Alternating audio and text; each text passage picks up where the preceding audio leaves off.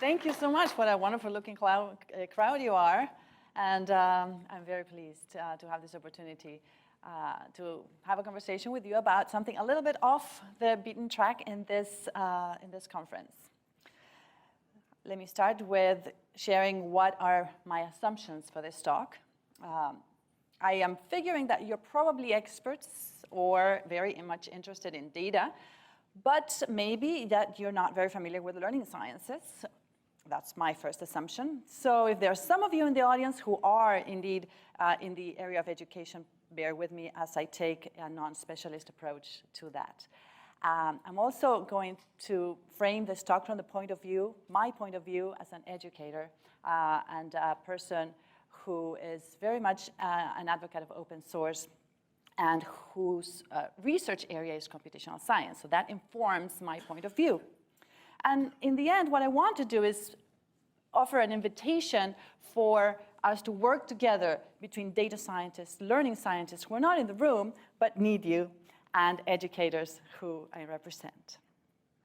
I'm going to focus as well in higher education because that's what I'm most familiar with. But many of the topics that I'm going to brush on today are very much of tremendous importance in K-12 education as well. I'm just not familiar with that context very much. All right, so analytics in higher education. Traditionally, we could say traditionally, although it's recent, universities have been using data quite well and predictive modeling as well for informing their administrative processes. So, for example, they will use analytics to inform their admission strategy. And they're very adept at this. Improving enrollment management is very important. Colleges and universities spend millions of dollars in recruitment. So some are using predictive analytics, for example, to target their efforts into specific high schools. They'll have a list of 100 high schools that they recruit from, and they'll have a target of the type of students they want to recruit and run some analytics and identify the 10 high schools where they can get most of those students. And there are success stories, quite amazing success stories of using analytics in that form. Student retention as well is another important application of predictive analytics. At the national level retention, on average, from freshman to sophomore year is about 75%. So considering that they've already spent millions of dollars recruiting those students, it's actually quite a big loss to have students drop out. So, the universities will do quite a bit of effort in retaining the students, building profiles of the students who are most at risk, and trying to intervene. But of course, using analytics to inform admissions strategy or retention of the university or identifying at-risk students is nothing to do with learning. Believe it or not, these are processes that are meant to improve the educational system, but admissions, retention, and even graduation are not necessarily the same as learning.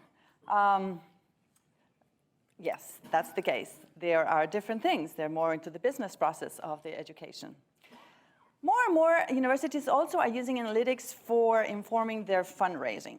They will use predictive models and build the profile of the donors who are most likely to give. And they're putting a lot of efforts into this as well. As you can see, a lot of revenue comes to universities from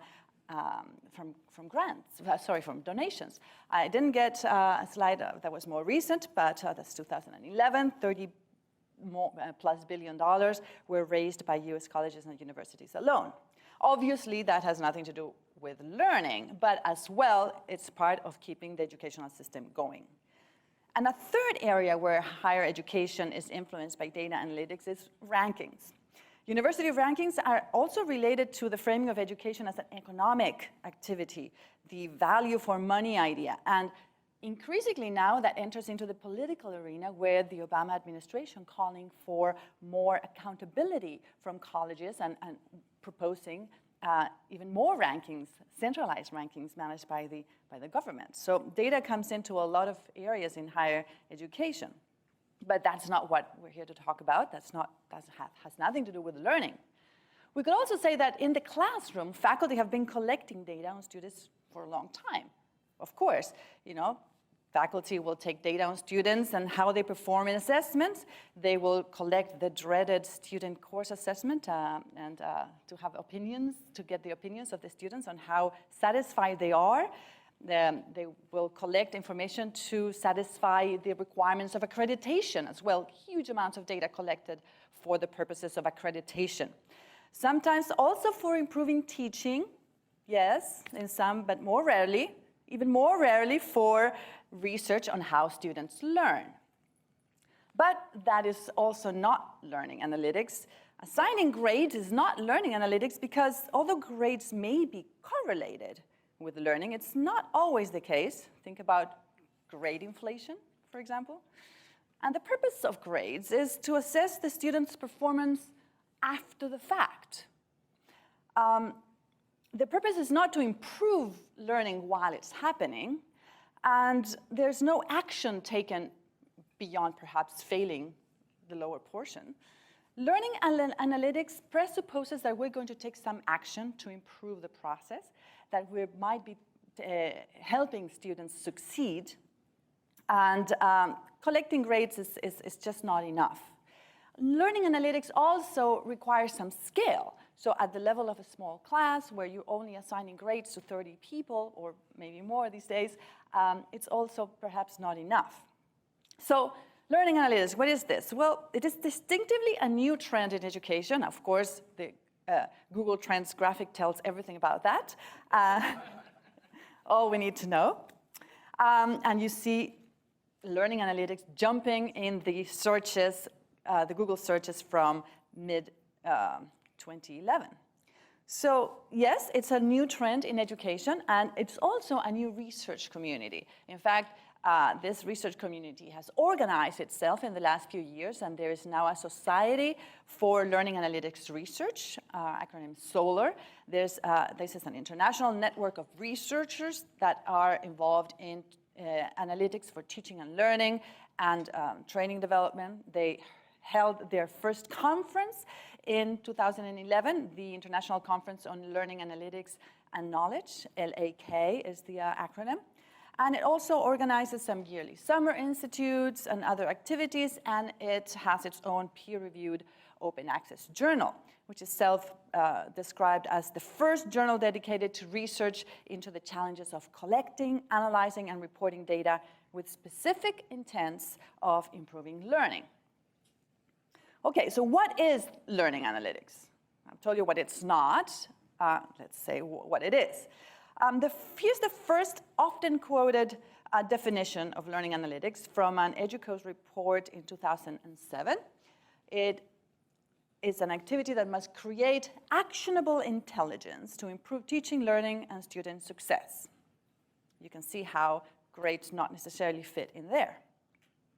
Here's a second frequently cited definition that comes from the first conference on learning analytics organized by the Society for Learning Analytics Research in 2011.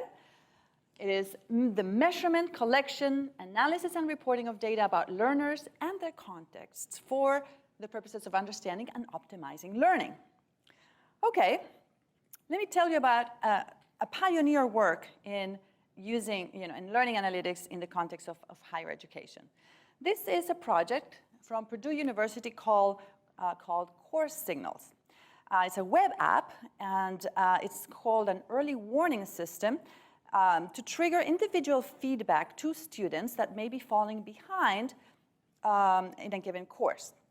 Instructors and advisors can use this warning system to assist students and send them personalized emails and motivate them to get back on track. So the key feature here is that there's going to be some action taken to intervene on real time to affect students'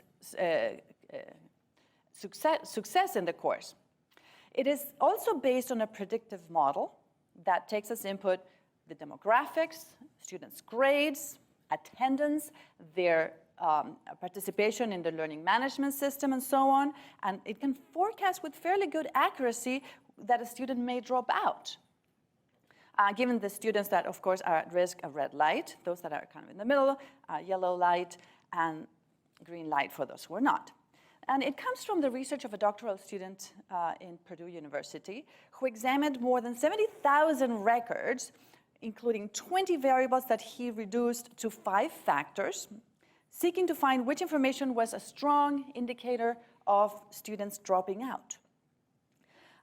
The research found that this regression model, this reduced model, accurately predicted about 60% of students needing help overall. And if you focus only on freshmen, which is the most important group, then the model was able to predict about 80% of students needing help, which is fairly good accuracy.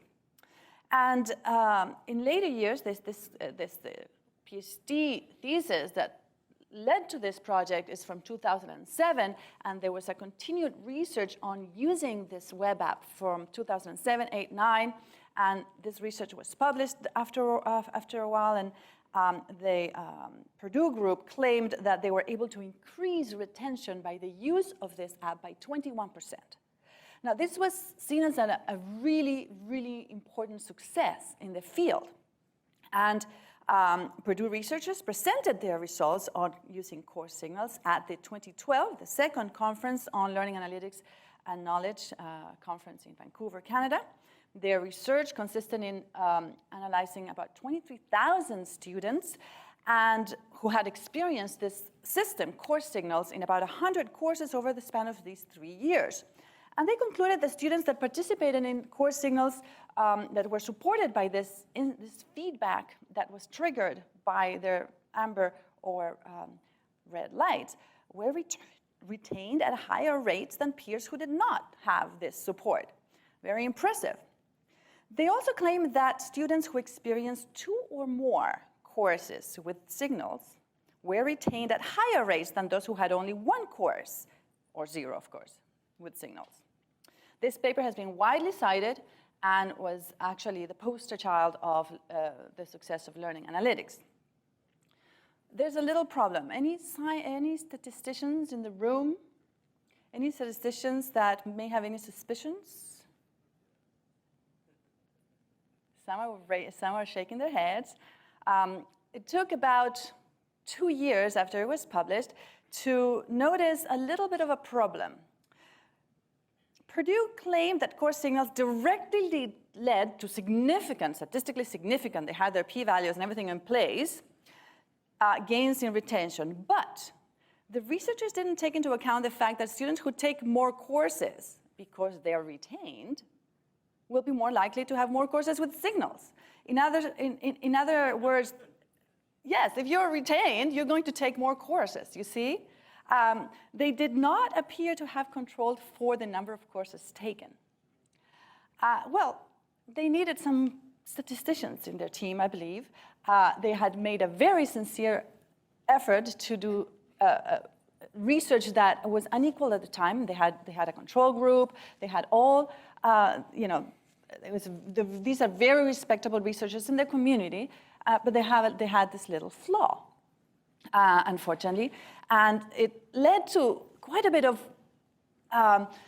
rattle in the community only at the end of 2013 and into 2014. Last year, the Purdue group never really responded, and there were calls for them to release their data so that others could contribute. They didn't do that, and so it hasn't really resolved. And you can see, well, it's a very young community, and I would say, and this is why my invitation is to you, that interdisciplinary teams, which are very hard to put together, is what is needed here. In fact, there's a very interesting aspect of this story. In 2013, and late 2013, Alfred Essa, who is a researcher at the VP of Research in McGraw-Hill Analytics, published a blog post that was titled, "Can we improve retention by giving students chocolate?" So he coded up a simulation where students were randomly given chocolates on each course that they took. He got similar results to the results that were presented in this signals paper. So in other words, there's a strong correlation between the number of chocolates the students got and their retention. But of course, this doesn't mean that chocolate makes you study. It only means that more courses you take, more chances to be retained. It's a simple effect of reverse correlation. Okay, so Alfred Esse concluded that the direct causality attributed to course signals is spurious. In fact, causation is the reverse of what it was claimed, and students who take course signals were just more likely to graduate than non-course signal students. Students who take course signals are not more likely to graduate than those who don't participate in the program. They're just more likely to take more courses. Let me move on to another very important player in this whole environment, which is the dreaded, despised LMS. The LMS is the Learning Management System, and this is a huge powerhouse in education. It's the centerpiece of educational technology, and I would say it has 95, I don't know what, somewhere between 90 and 100, just shy of 100, penetration in the higher education world. It's a billion-dollar industry. LMS, of course, LMS vendors have introduced their dashboards. They're dazzling dashboards, SAR dashboards. Here we are with an image search for the term LMS dashboards, not just dashboards, LMS dashboards. Here we are. But what do they measure?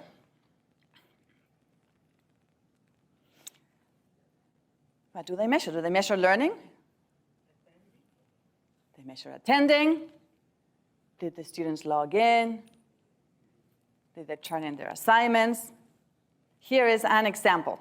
This was touted as the first, retention center for students. Learning management retention.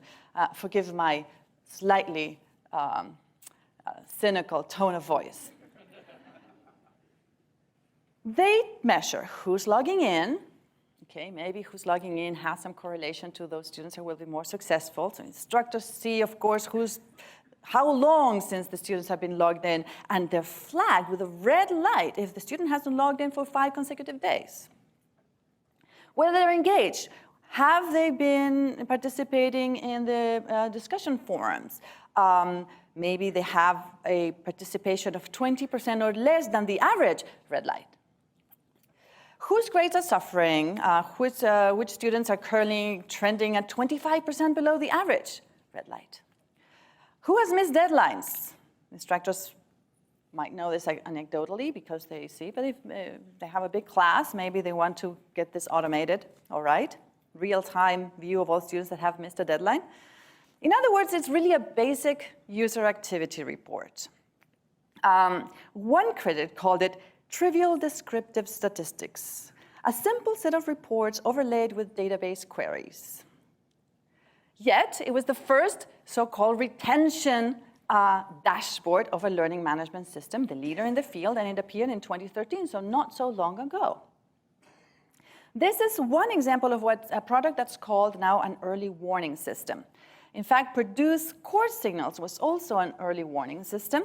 It detects when students are at risk of dropping out. It uses data from the digital footprint of students in the online learning environments, and it tries to combine all those variables, of course, logins, forum posts, so the gradebook, and so on, into some indication of students that are at risk. But it knows nothing about the content of the course, and certainly it knows nothing about the learning that is happening. There's some benefits, of course. The group at Purdue reported that the Signals project did indeed, for example, develop students more metacognitive skills. So for the students themselves to know when they might be at risk, or to enhance their help-seeking behavior. So in a way, there are some benefits, but they're often inflated. The data sources for these types of things are the learning management systems, of course, but any interaction between the student and the institution through a digital platform can inform these types of systems. For example, the use of university services, like going to the library or student advising, these can be tracked with card swipes. And all of this can be fed into the student information system and can be used to detect students that may be at risk. And this, of course, is the promise of this type of product. Enter big data. Tracking every click, every quiz question the student gets wrong, how long they take in each lesson, every granular piece of content that they touch. The idea of so-called adaptive learning comes from the concept of running some machine learning algorithms in search of patterns to adapt the learning sequence to each student according to patterns that have been seen to be related to success. The poster child of adaptive learning is this company called Newton. They signed huge deals with publishing houses like Pearson and Arizona State University. In 2012, they raised $50 million. They were tracing everything that the student did in their system. Even if a student's mouse was waving around between question A and question C for a while, they tracked that too. Still, there's little evidence that this technology really improves or affects in any way learning, which is much more complex if you think about it than choosing a movie at night or getting a book recommendation. It really is a lot more than that. And the lack of any peer-reviewed publications supporting the claim that adaptive learning really is going to change education, plus the proprietary nature of the algorithms, quickly attracted a lot of criticism. Here's a quote from this MIT review report. There's little evidence to say whether Newton's technology actually teaches better. By the way, when it says, for the non-native speakers, when it says little evidence, it means no evidence.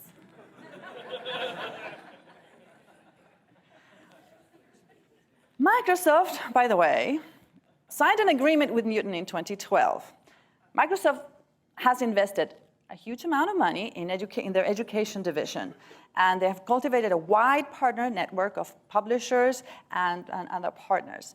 This partnership with Newton promised to put the adaptive engine to the service of this network.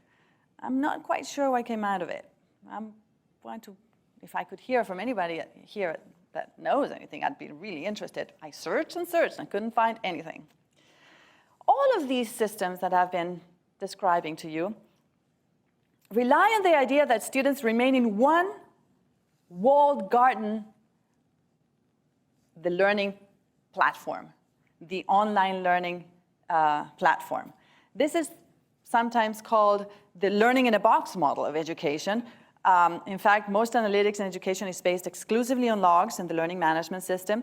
But we all know that both students and faculty use a plethora of apps and web services and move around all over the place. And this idea that you're going to do everything through the one login-only learning management system is not adequate. That's not really how people learn. But this is what is the promise of these products. And the other assumption zero of this type of activity is that, well, more data, more learning. That's the first assumption that probably needs to be tested.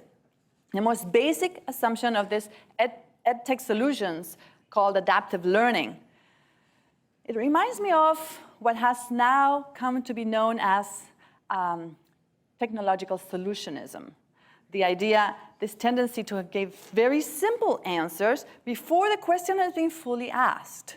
For example, education is failing students. Adaptive learning will fix it. This is a classic example of techno-solutionism. It has these features. It's context-free. It knows nothing about history. It ignores completely the history of the whole field.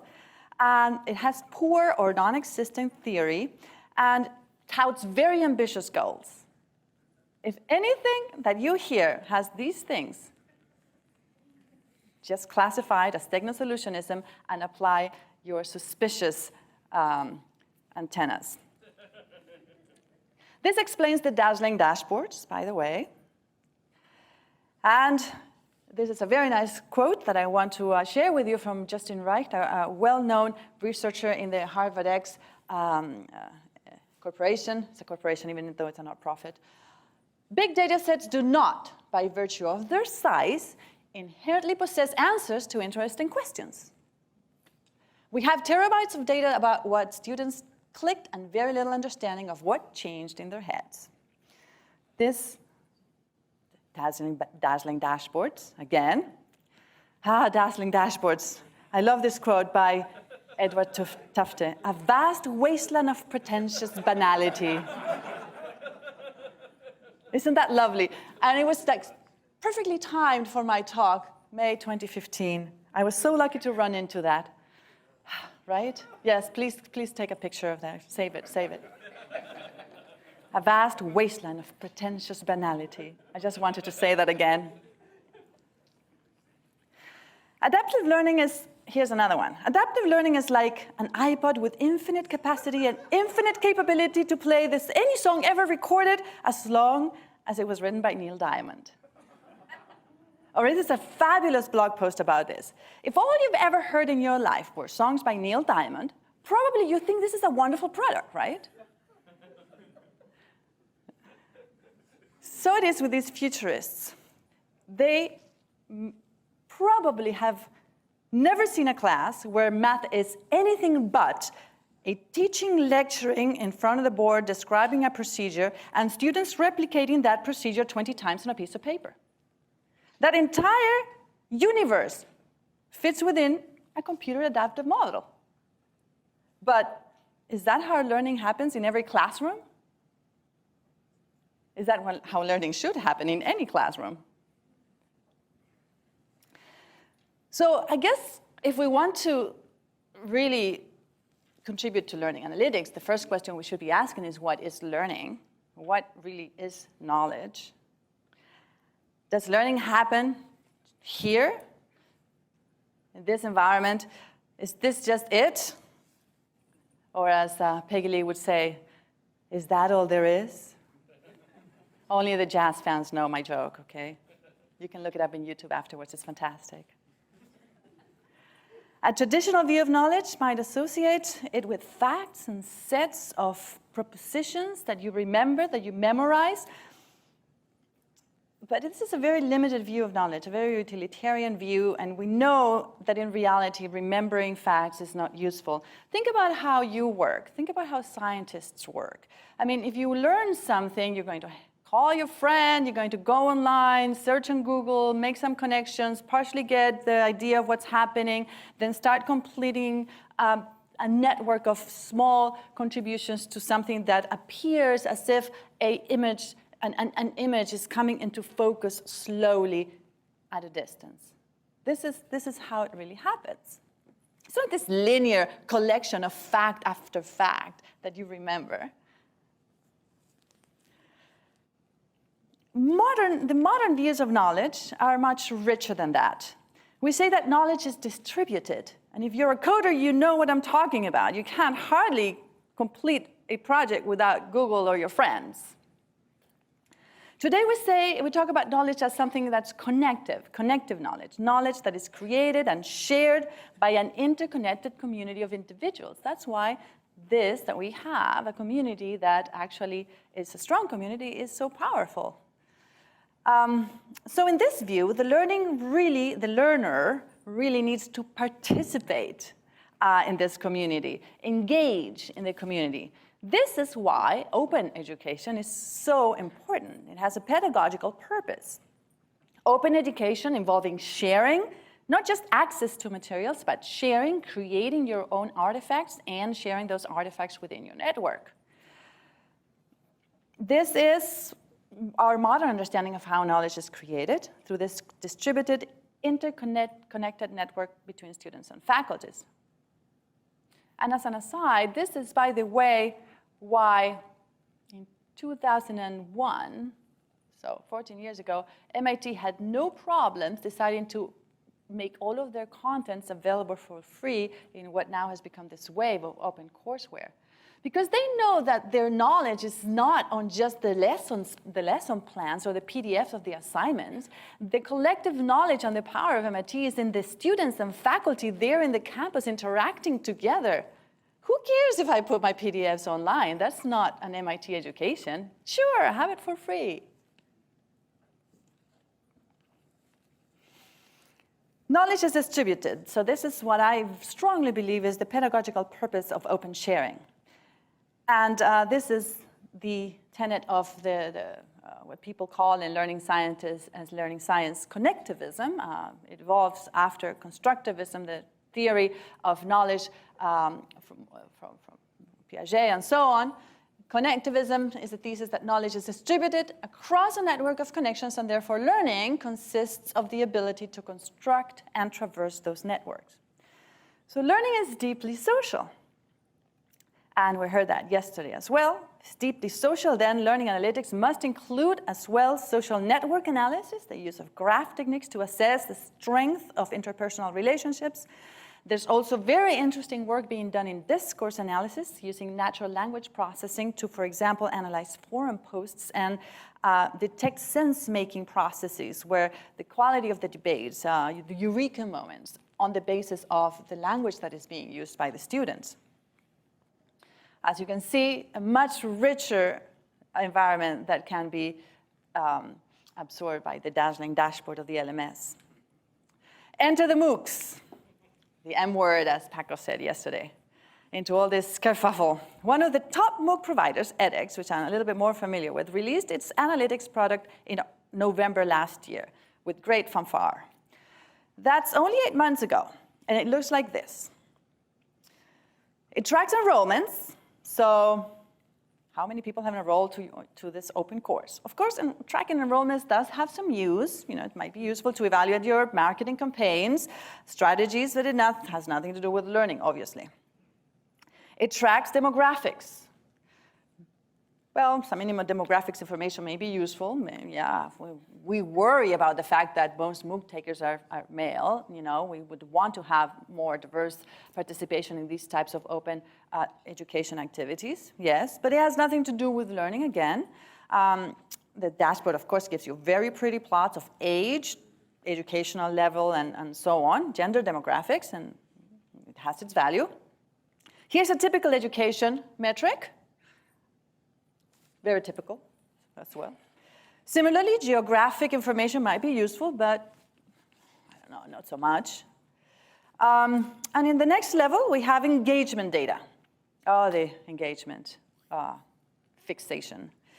Well, it could be useful to assess certain elements, maybe some course design aspects. This is nothing about learning, but yes, we have to take care of those things, the user experience, of course.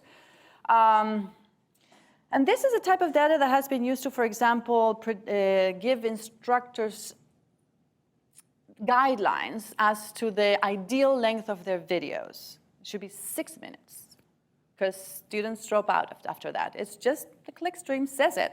So your video, everybody's video, should be 6 minutes. No, well, mathematics, history, law, different art, photography, 6 minutes. The Insights dashboard seems to have built-in weekly binning as well. It doesn't allow you to change that. So the frequency of data display is weekly. You can see which students were active in a given week and so on, who watched the video. There doesn't seem to be any way to explore more granular data, but of course it is somewhere there deep in the logs. And finally, we have aggregated data on the grades, the graded content. And yes, this can allow the instructors to detect faulty content, maybe some problem is badly designed, and yes, it's useful. So overall, this is it. Overall, a step backwards, I would say, putting analytics into the service of user experience rather than education. Perhaps influenced by the teams that developed this, that are probably a lot of web dev people. They know about web analytics. This is what they know, and I don't know. Maybe they didn't interact with the learning scientists and the educators to ask them what information they might find useful. Now, why is this a problem? With so many in education now looking to MOOCs as some sort of inspiration to change our overall educational system, it's a problem that we take a step backwards in something like how we use analytics to inform the educational actions that we take. Why? Here's a quote that sums it up. This is Simon Buckingham-Shum, who was previously at the UK's Open University, a very well-known researcher in learning. And he says, "Our learning is our pedagogy." What does that mean? This is shorthand for saying that analytics have implied in them particular approaches to learning and assessment. And there are assumptions, there's a worldview, if you will, in the data that was collected and the way that it was displayed. So if all we're measuring is a click stream in the learning management system, then perhaps we'll be optimizing for the wrong thing. Maybe education will move closer to entertainment without any concern for authentic learning. So what we measure shapes our reality. Behind every dazzling dashboard, behind every data set collected, there are assumptions that need to be tested. And this is the difference, according to John Behrens, quoted here at Pearson, between a data technician and a data scientist. The data scientist knows that there are assumptions behind every data set and every way that it's been analyzed. The first assumption that is made, of course, is what data to collect. And we know this also from the field of economy. The economists have for a long time said that accounting tools are not neutral. So they don't simply measure economic activity, they shape it. And in the same way, what we measure in learning will shape our educational system. Who is deciding what data to collect and how to report it? Do the analytics really reflect what we care about as educators? That's what we should be asking. In other words, data is not neutral. And perhaps that applies to more than education, other activities where you may be involved. Judgments and decisions were made about what to collect. Analytics can create or even magnify context or differences or inequalities. What about when analytics starts being used to judge you as a learner, as an educator, as a school?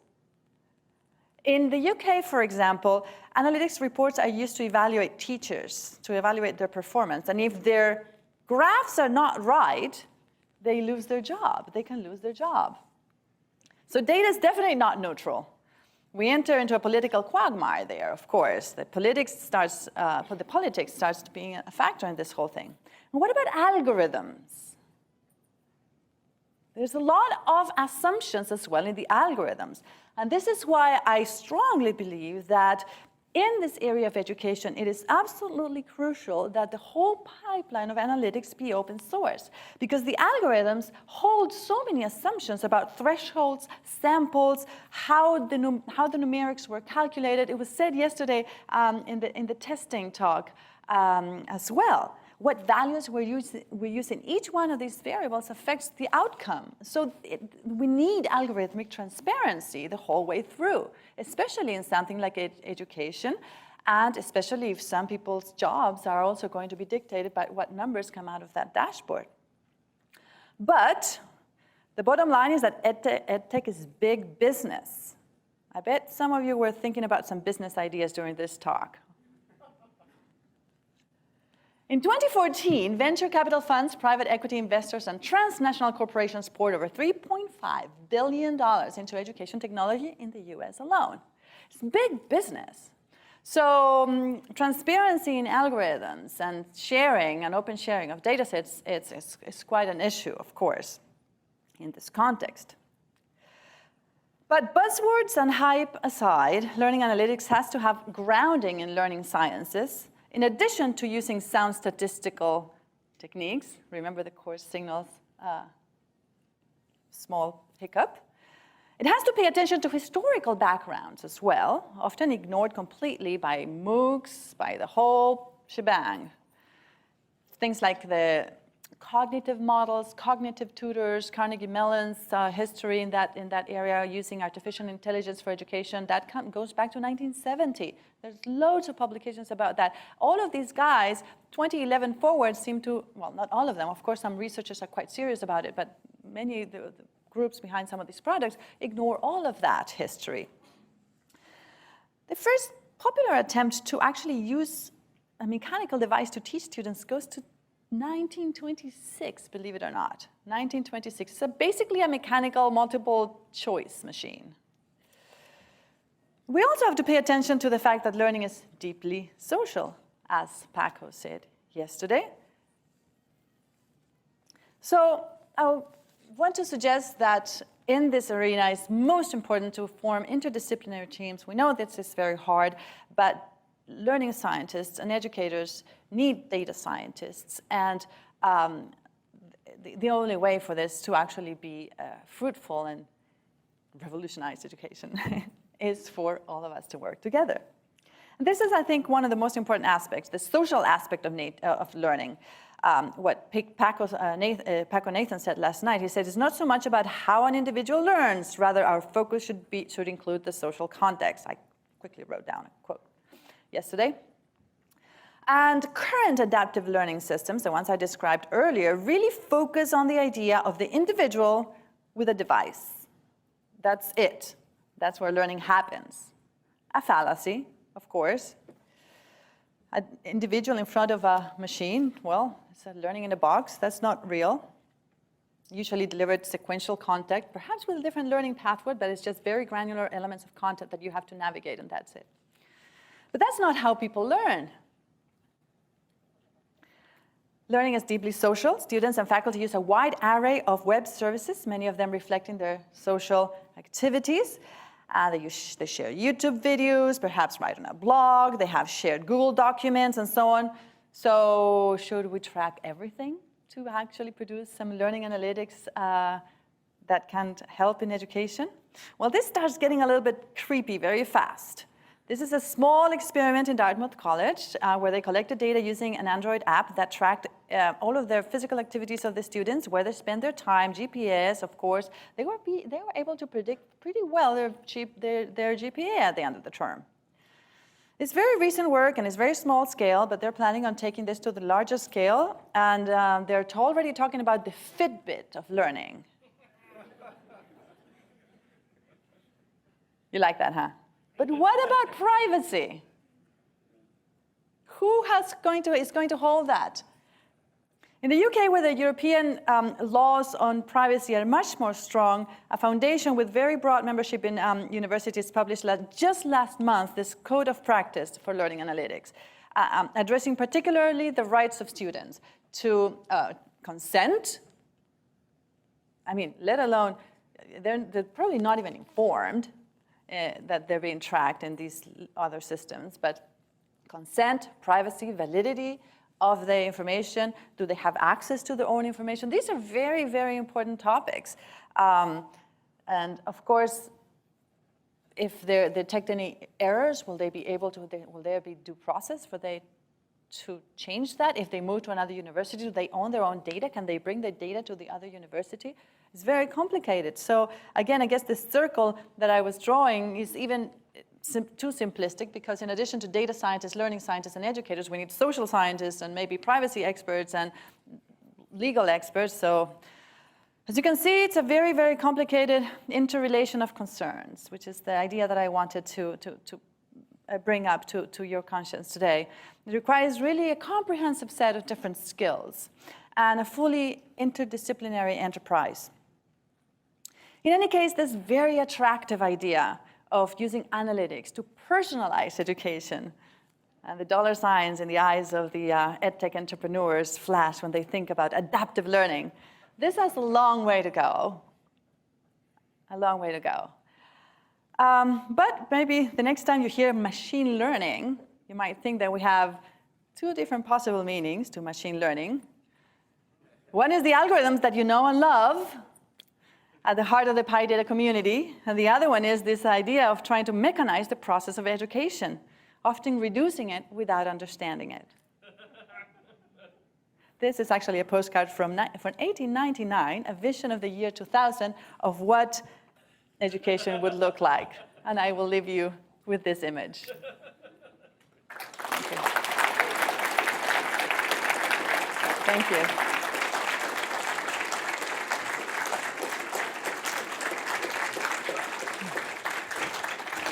And I've been told the best thing you can do for your audience is to finish early, so I think I have a few minutes for questions. No, that's great. We certainly do have a few minutes for questions. The main sessions are starting at 10 o'clock, so if you feel the need to leave for a short break before that, otherwise we could definitely be running the microphones around for some questions right now.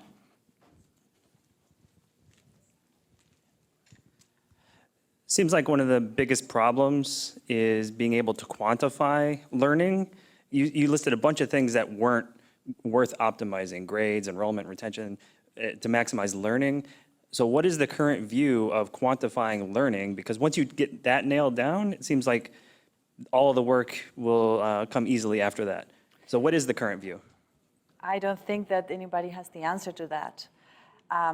In fact, there's always contrarians to every movement to quantify or to assess learning. Even when people talk about things like writing learning objectives for every course, there's another group of people that say, well, you know, it's not about the outcome. Education needs to be purpose-driven, not outcome-driven. The experience is what really counts. And how would you possibly measure that? It's each learner could be different and experience something different, and that could be equally valuable. So it's extremely complex. That's why I said it's not like recommending a movie. And this is why this is a really interesting research topic and a very important one. I don't think anyone knows the answer to your question. So I'm curious about your opinion on purely outcomes-based analytics. And specifically, I'm thinking of an article that I was reading about a Florida university that is having its state funding based on the outcomes of its students landing jobs, those jobs paying what is considered appropriate for the forecasting and for the time. Yeah, well, there are dangers in any attempt to. The additional dangers that come in there, of course, are the politics. Every time you try to use assessment to determine how much money an institution is going to get or who keeps their job, all sorts of diabolic tensions come in. And it is very difficult to resist those forces of accountability which have a reasonable and valid route, which is to provide students with a real opportunity in life and not just a ball and chain of debt. It's a real important concern. But sadly, the people who are usually making those decisions about how to enforce this accountability and what to measure have very narrow views about, well, how education should function. Should we even measure if students are happy in this whole process? Does it even matter if their emotional state, for example? Because if you put everybody churn them through a machine, maybe they're going to be very useful for society until they commit suicide. So it's, I am naturally suspicious and resistant to those forces, but I don't know what the answer is to stop them because they have a valid route. How about detecting eureka moments? Can you point toward examples of not necessarily measuring this as data, but just the practice as a teacher? In online platforms, there are very, very interesting results in using natural language processing in detecting certain patterns of conversation that flag these types of moments. I think this is very interesting. I'm very curious about that. Were you asking about the real face-to-face environment of education? I mean, I think it's a different take on assessing the dialogue between the learners and whoever is up there guiding the content. There are some efforts to codify language patterns in regards to the action that's being taken, there's some really interesting efforts to construct some schemas of interactions in discourse that I'm not entirely familiar with, but I think it's very interesting. I know of it. Carnegie Mellon, there's a group there studying that. I think that's going to be very important as we move more and more of our interactions online.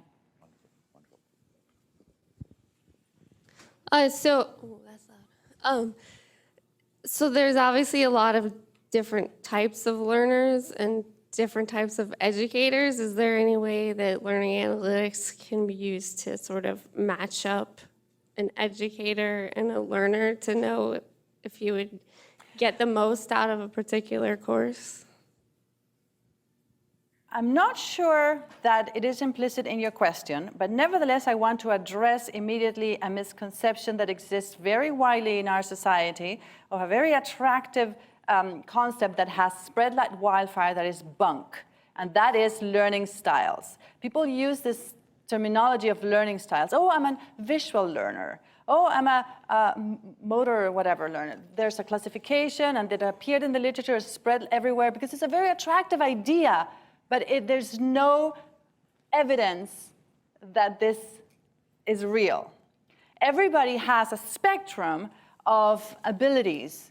There aren't really learning styles, but of course, we can learn with all of our senses, and a teacher will be most effective if they use all of the available channels of communication to reinforce what they want to teach. But that spectrum needs to be simply navigated with the idea of diversity in mind, like we do everything else. I had the same question, so thanks. Learning styles, don't be fooled. It's made up.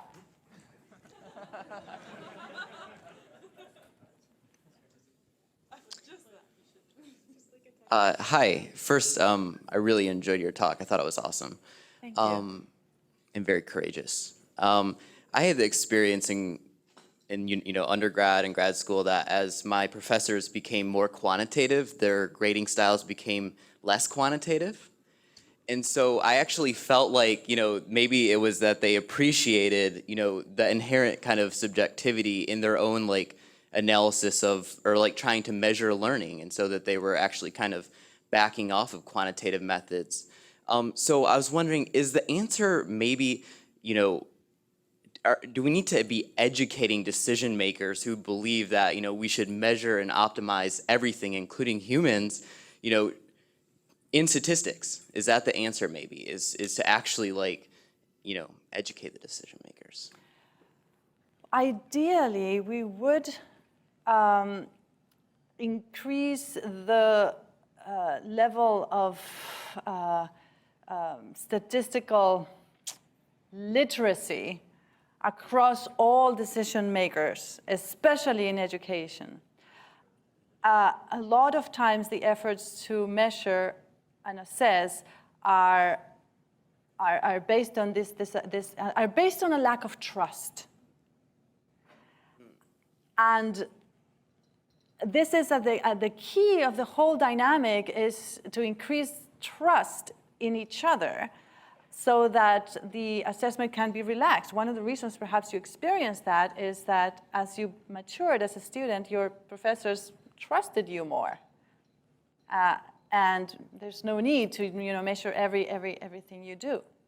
And this is a sad situation, of course, in the tension between administrators, policymakers, and educators, also affected there's a lot of politics in this, affected by the fact that in education, increasingly we have low-paid professoriate in adjunct positions, and so they have to make a living, and obviously the quality is going to decrease, and so now they want to assess more because the quality is being affected, but it's all a very systemic situation.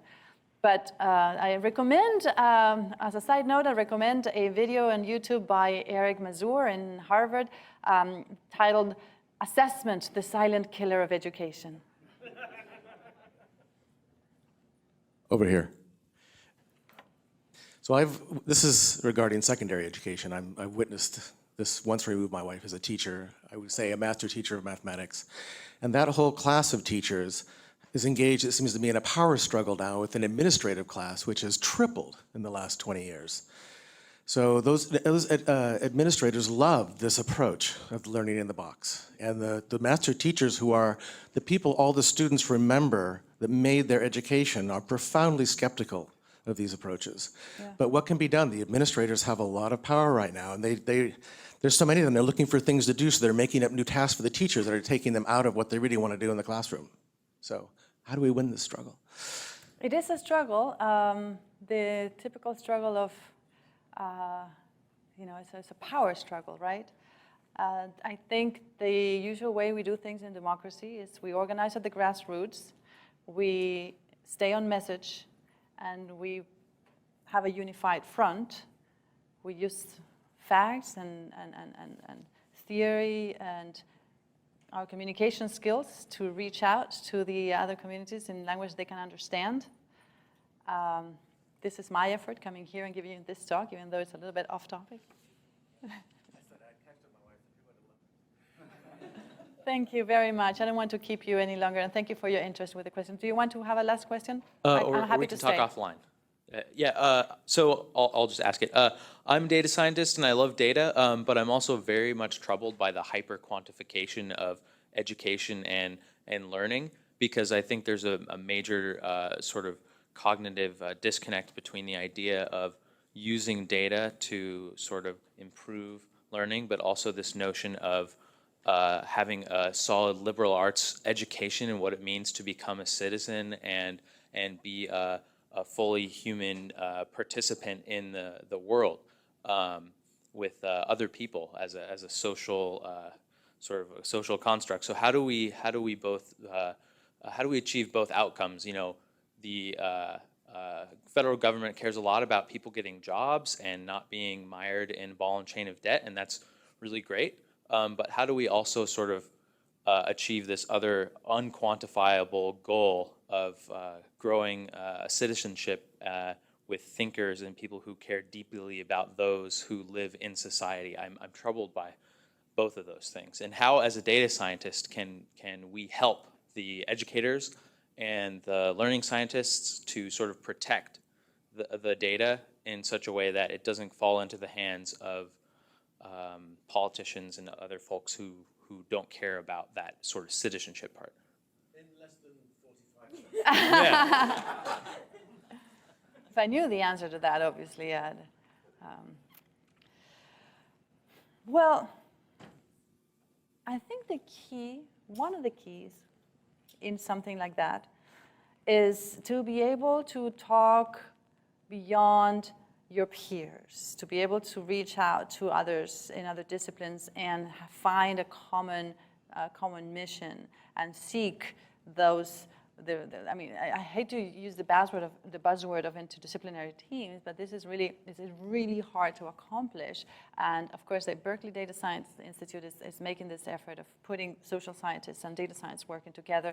And the Washington Institute, we heard yesterday as well, is understanding that really teams need to be interdisciplinary. There's no such thing as data science without other scientists, right? We have to understand that we need to work across our comfort zone of people who talk our own language, and that's the hardest thing to do. Everything lies at the edge of, everything important is going to lie at the edge of your discipline and another discipline, and you have to be willing to go there, to those unexplored lands. And and talk to people who are not like you. That is just another dimension of diversity. Yes, yes, yes. Yeah, I'm disappointed that so many people have left and didn't get to hear that, because that is such an important thing that we always need to be aware of. Let's thank Lorena one more time. Thank you so much.